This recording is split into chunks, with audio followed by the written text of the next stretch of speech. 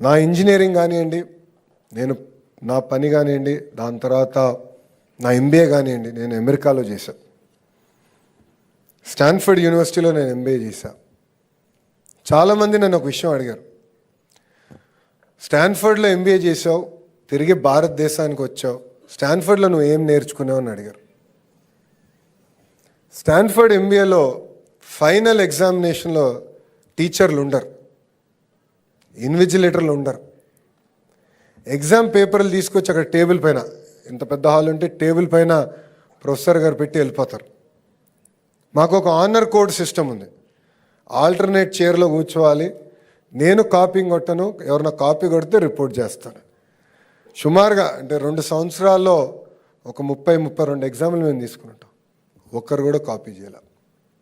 అంటే ఆ రోజు మాకు అనిపించింది, ఒక విశ్వవిద్యాలయం మా పైన పెట్టిన పవిత్రమైన బాధ్యత ఇది.